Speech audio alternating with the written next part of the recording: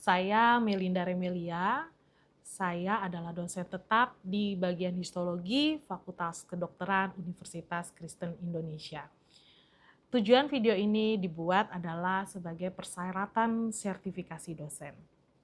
Pada kesempatan ini, saya ingin memaparkan untuk kerja pengajaran saya pada topik histologi sel punca yang terintegrasi dalam blok 3 biologi sel dan biomolekuler.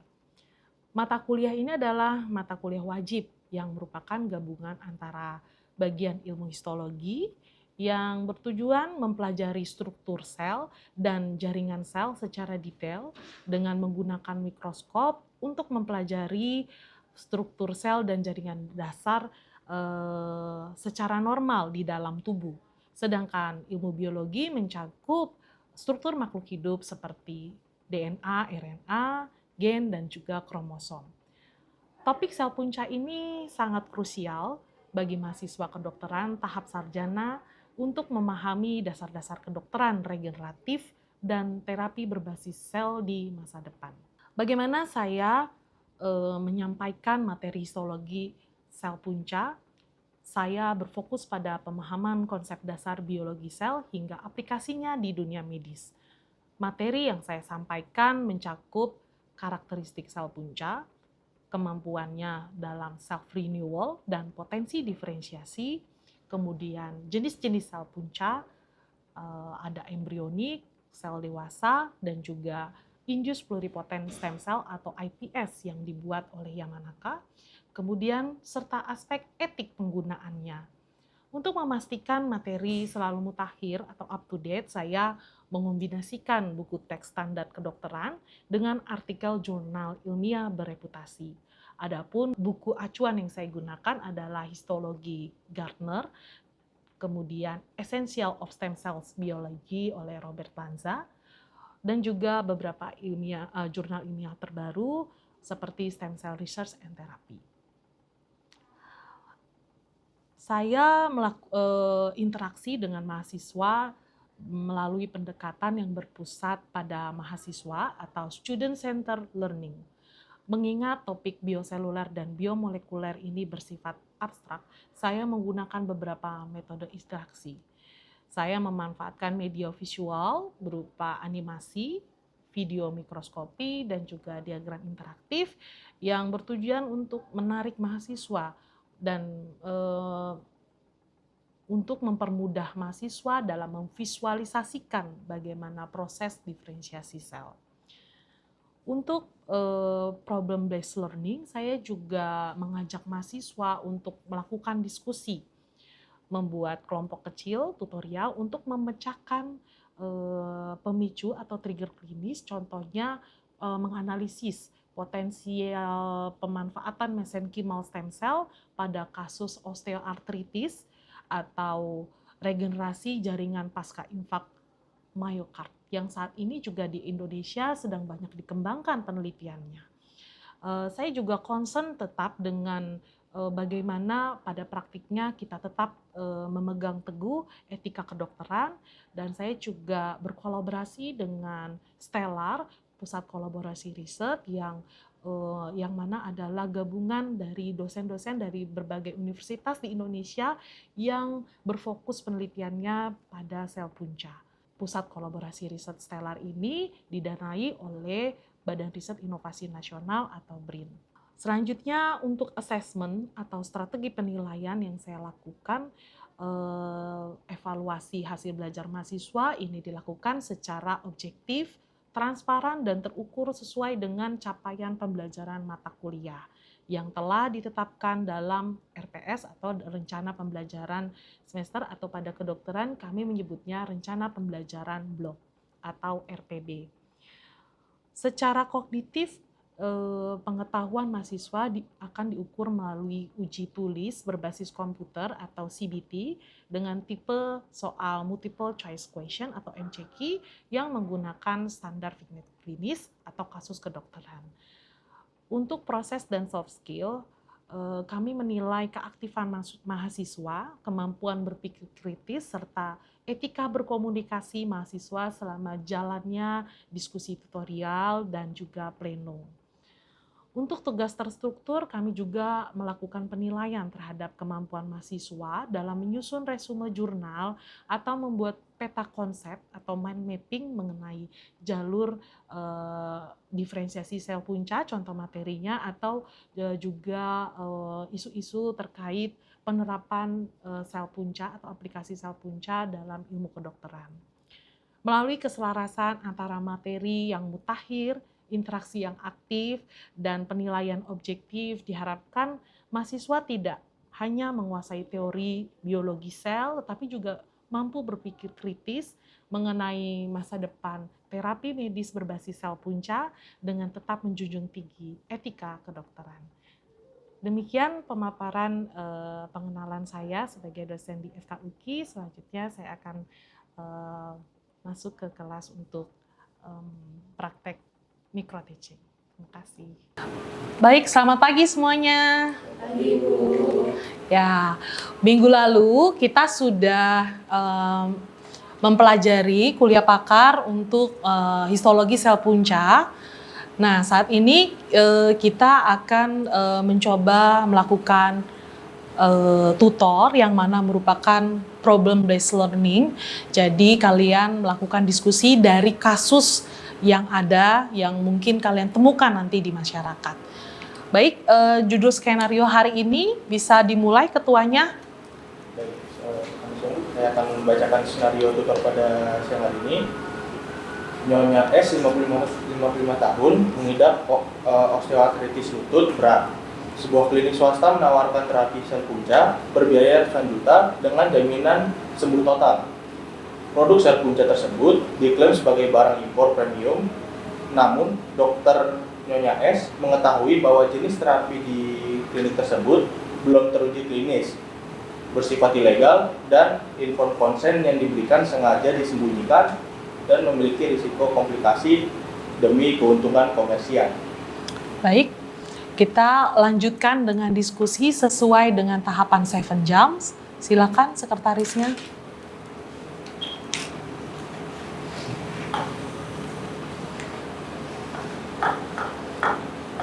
Itu dari tahap yang pertama, kata sulit dari teman-teman. Apa ada yang ingin bertanya?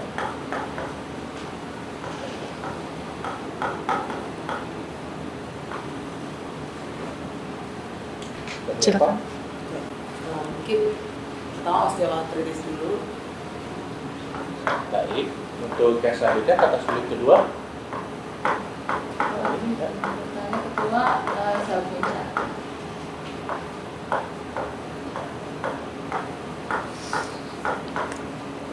Baik, untuk yang ketiga ada yang menambahkan lagi? Sudah cukup? Sudah cukup? Baik, kita lanjut ke pengertian dari osteoartritis. Dari teman-teman ada yang ingin menjawab untuk osteoartritis?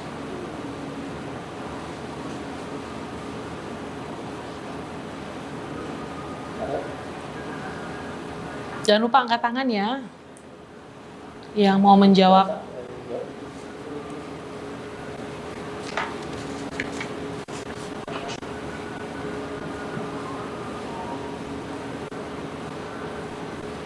Tidak ada yang menjawab. Mungkin kita bisa lanjut dulu ke nomor 2, sel punca. Dari pengertian dari sel punca. Ya, teman-teman.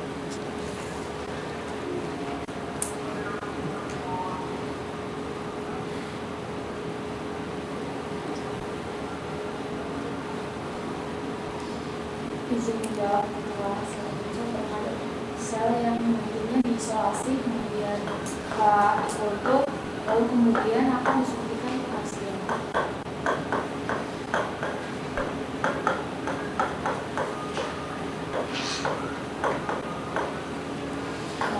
Mungkin ibu menambahkan juga untuk menambahkan bahwa sel punca juga ini merupakan sel yang mampu memperbanyak diri. Dia juga berdiferensiasi untuk menjadi berbagai jenis sel untuk memperbaiki jaringan yang rusak di dalam tubuh. jadi sel yang mampu memperbanyak diri. Baik, saya luruskan dulu ya. Jadi sel punca ini adalah sel yang secara alami sebenarnya ada dalam tubuh kita, seperti yang sudah saya sampaikan pada materi. Namun semakin kita secara umur bertambah, sel punca yang dalam tubuh kita bisa semakin berkurang. Atau karena kita mengalami penuaan, sel punca di dalam tubuh kita habis, sehingga kita untuk melakukan perbaikan itu akan sulit. Nah, salah satu kasus di sini adalah untuk pasien osteoartritis. Tahu osteoartritis apa? Ya? Apa tuh? Peradangan pada sendi. Ya, peradangan pada sendi lutut ya. Nah, di mana di situ ada membutuhkan perbaikan dengan ditambahkan sel punca. Jadi nanti sel puncanya disuntikan pada lokasi terjadinya osteoartritis. Oke, silakan dilanjutkan kembali. Untuk yang osteoartritis bisa dituliskan peradangan pada sendi.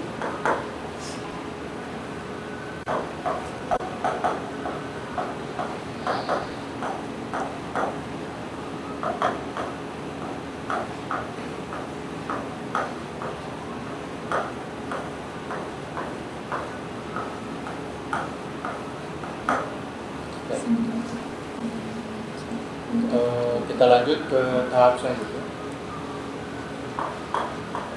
Identifikasi masalah.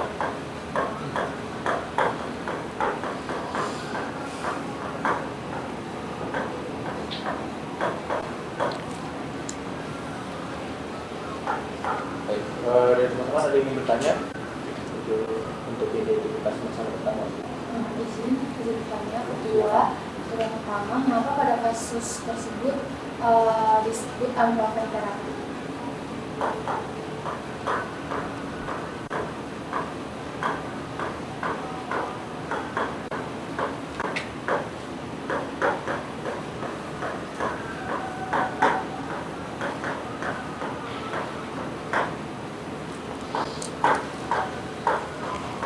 Baik, sebelum dilanjutkan, saya ingatkan kembali bahwa pada skenario ini, saya bacakan ya, Nyonya S mengidap OA, lutut berat. Ya, jadi sudah disebutkan bahwa dia osteoartritis pada lutut. Dia usianya sudah 55 tahun. Ini termasuk kategori apa ini? Usia lanjut atau lansia awal ya. Sebuah klinik swasta menawarkan terapi sel punca berbiaya ratusan juta rupiah dengan jaminan sembuh total. Menurut teman-teman, wajar nggak biaya itu ratusan juta? Dari segi penelitiannya, kemudian kebutuhan listriknya, kemudian kebutuhan dia harus steril, pemeriksaan sterilitas itu sangat penting karena dia berbasis sel yang dikultur, sehingga kalau kuman ada satu aja sel yang masuk ke dalam kultur sel punca itu bisa memperbanyak diri dan kemudian bisa ikut masuk ke dalam tubuh kita, sehingga harus benar-benar dijaga sterilitasnya. Kemudian produk sel punca tersebut diklaim sebagai barang impor premium. Nah, namun dokter puskesmas mengetahui bahwa jenis terapi di klinik tersebut belum teruji klinis atau unproven terapi.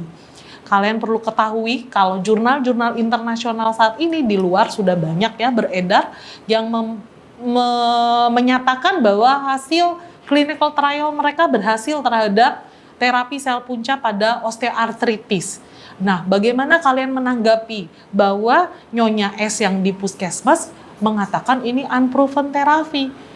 Ya, dengan dasar ilmu yang sudah kalian dapatkan pada saat kuliah pakar kemarin, ada berapa jenis sel punca? Ya, dari bagaimana dia kemampuan pluripoten, totipoten, multipoten, ini masuk kategori apa? Belum tahu ya. Nah, ini tidak diberitahu. Nah, itu yang akan menjadi pertanyaan dalam skenario ini. Silakan dilanjutkan.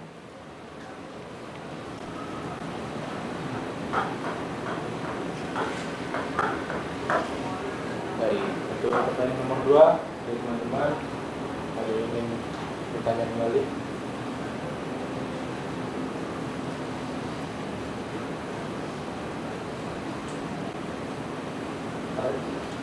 Ayo mau dapat nilai enggak? Ayo harus aktif ya. Stephanie, ada yang mau tanya? Eva? Yang belum menjawab, coba nomor 1, silakan. Yang belum mencoba bertanya, apa yang bisa kamu identifikasi masalahnya dari yang tadi saya ceritakan juga? Mungkin izin bertanya Ketua, mengapa diperlukan terapi sel punca pada kasus ini? Oke. Nomor 6, silakan.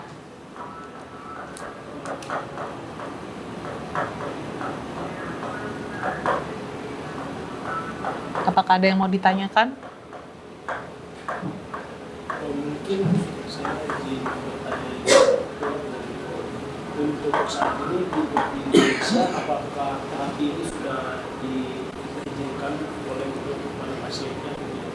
Ya, secara undang-undangnya ya, secara peraturan di Indonesia. Mungkin di luar negeri sudah boleh, tapi di Indonesia apakah ada undang-undang yang mengatur? Selanjutnya, mungkin Dustin sendiri sebagai ketua.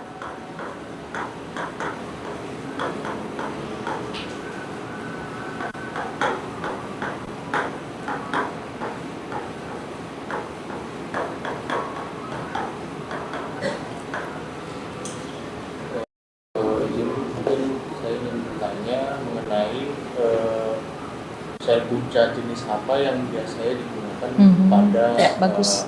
osteoartritis lutut ini.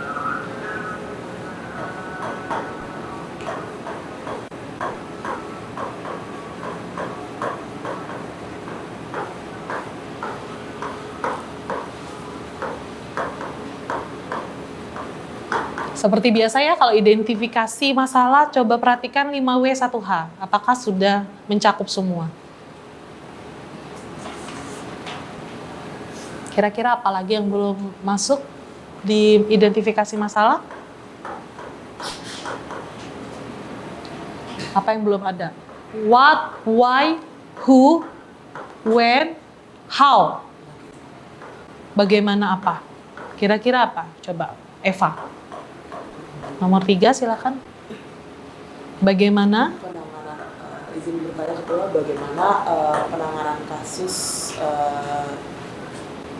yang Bagaimana seharusnya mungkin ya? Bagaimana seharusnya terapi ini bisa dilakukan? Ya.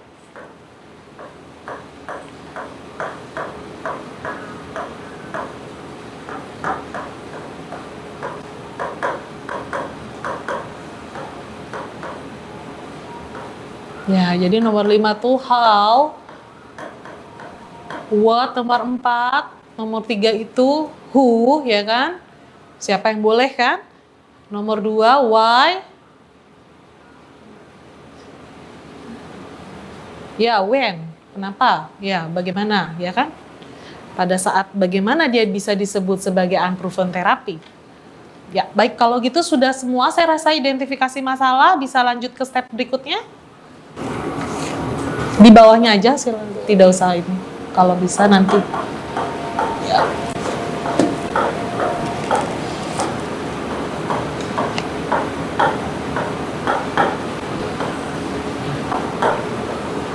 Untuk pertanyaan yang pertama, mengapa pada kasus tersebut disebut unproven therapy? Teman-teman ada yang menjawab? Untuk pertanyaan nomor 1.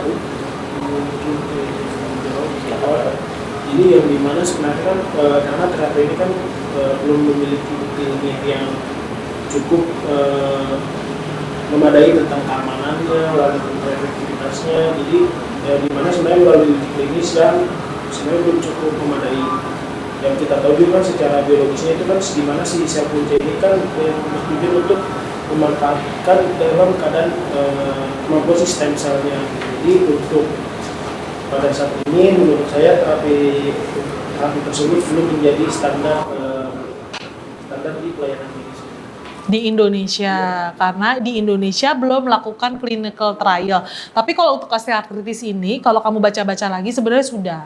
Dan sudah ada rumah sakit yang mendapatkan izin untuk mendapatkan terapi sel punca untuk kasus khusus osteoartritis. Karena sudah ada clinical trial, sudah berbasis clinical trial di Indonesia. Memang untuk di negara lain malah sudah dilakukan untuk berbagai terapi kasus penyakit. Tapi kalau untuk di Indonesia khusus masih baru di osteoartritis. Nah, mungkin kalau disebut unproven terapi, kliniknya yang belum melakukan, ya. Sementara yang sudah diberikan izin di Indonesia hanya rumah sakit tertentu atau dokter tertentu yang pernah melakukan riset tersebut. Jadi dia harus memiliki jurnal-jurnal ilmiah yang sudah dipublikasikan secara internasional di jurnal bereputasi. Oke. Karena belum ada clinical trial yang dilakukan secara mandiri, ya. Meskipun di Indonesia sudah diizinkan untuk beberapa rumah sakit, ya.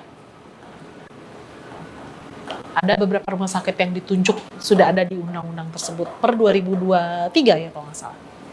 Nanti kalian cari ya undang-undangnya yang terbaru yang mengatur untuk pengelolaan sel punca di Indonesia dan bagaimana aplikasinya di terapi untuk meningkatkan alternatif terapi di Indonesia, ya. Oke. Yang kedua, silakan. Kedua, mengapa diperlukan terapi sel punca pada kasus ini? Ya, teman-teman ada yang ingin menjawab? Pertanyaan nomor 2.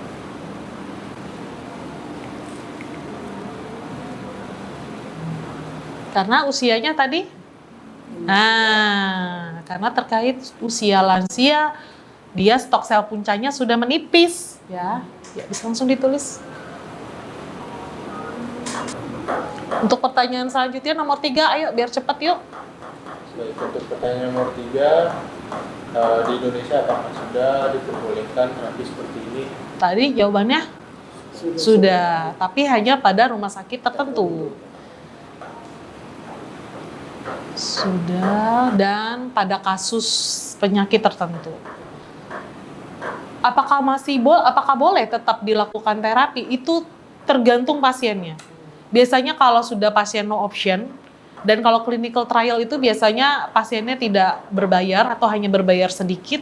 Jadi ya kalau pasiennya mau itu it's okay. Misalnya dia sudah dalam kondisi sangat parah, pasiennya sudah tidak ada pilihan obat lainnya, dia mau, yaitu dia tanda tangan inform consent, ya. Dia sudah diberitahukan juga bahwa meskipun terapi ini sudah berhasil dilakukan di luar negeri, tapi yang di Indonesia ini belum tentu karena SOP-nya, prosedurnya bisa berubah, bisa berbeda. Di lab satu, di lab lain itu bisa berubah, bisa kita perlu validasi ulang, ya, sebelum dijadikan suatu terapi. Ya, silakan. Untuk pertanyaan selanjutnya, apa jenis sel punca yang biasa digunakan pada kasus ini? Harusnya yang bagaimana? Multi, uni, toti, atau pluri? Kalau pluri dia justru embrionik, multipoten. Jadi dia kemampuannya masih bisa berubah menjadi beberapa jenis sel, tapi juga tidak memiliki kecenderungan berubah menjadi sel kanker, ya, atau sel tumor, ya. Ya, bagaimana harusnya terapi ini bisa dilakukan? Mungkin saya jawab, jadi bagaimana saat kita terapi itu dilakukan?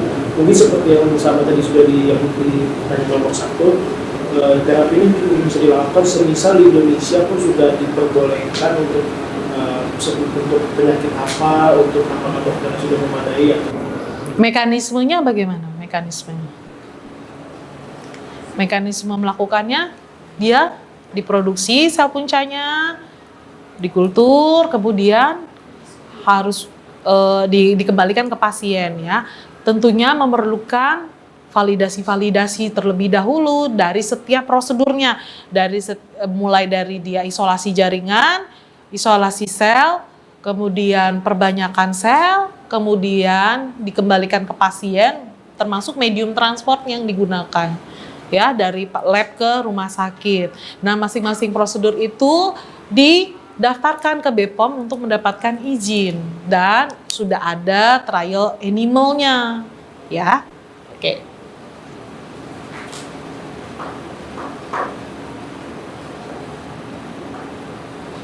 Baik, kalau sudah dijawab semua, tahap terakhir mungkin bisa dihapus yang bagian sini saja untuk kita membuat mind mapping.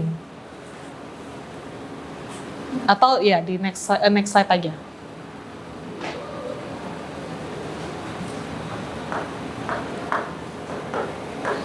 Kita sekarang membuat mind mapping, nanti selanjutnya kalian membuat presentasi yang akan dipresentasikan di minggu depan ya, pertemuan selanjutnya.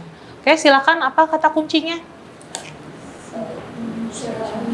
Terapi sel punca, ya.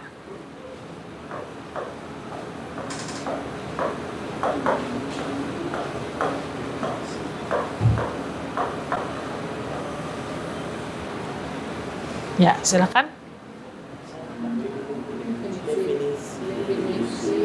Apa saja yang termasuk ya.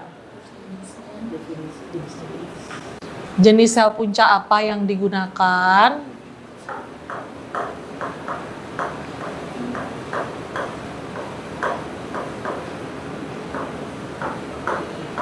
Terus apa lagi? Prosedurnya. Kalau secara mekanisme sel punca itu bagaimana? Pada saat disuntikan dia bisa memberikan efek parakrin, bisa juga dia menggantikan langsung sel yang rusak, ya. Jadi itu masuk apa? Ini kan prosedur terapinya, mekanisme sel punca. Mekanisme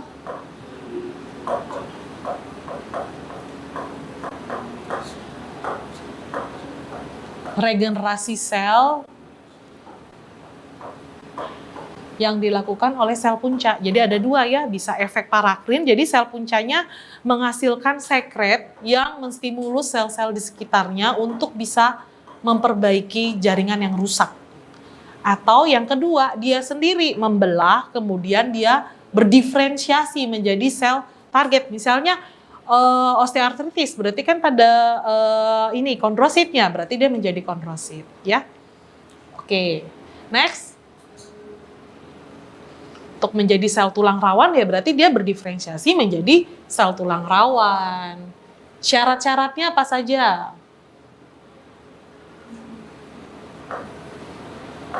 Secara hukum ya kan, clinical trial, izin dari ini ya kan, syarat-syaratnya perlu disebutkan nanti ya, dibuat panah lagi.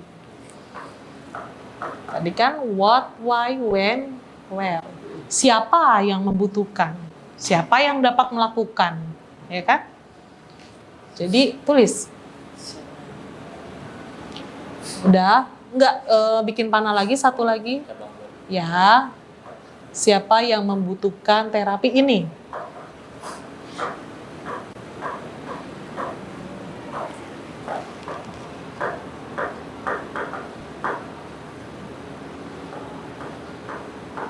Bisa dibuatkan tujuan pembelajarannya mungkin di sini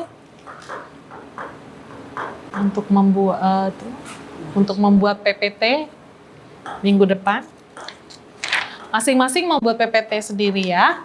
Nanti saya akan tunjuk secara acak siapa yang maju duluan.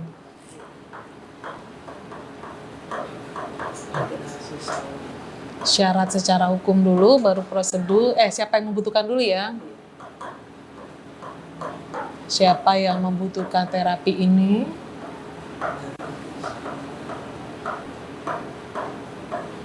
Nanti dibuat cabang lagi ya, masing-masing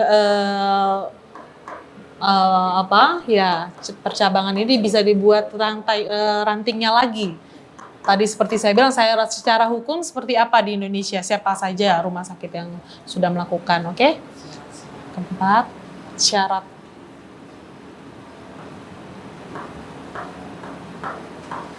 Jenis sel punca itu bisa diklasifikasikan dari potensinya, ya tadi ada totipoten, pluripoten, bisa juga dari asalnya.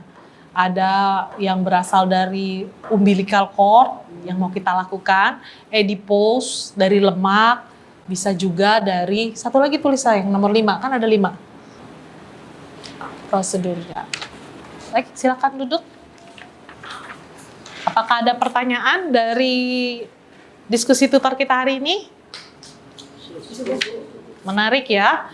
Jadi nanti kalian cari literatur di rumah, buat sebanyak-banyaknya. Ingat untuk literatur yang digunakan itu maksimal 10 tahun terakhir, kemudian dibuat dalam bentuk PowerPoint.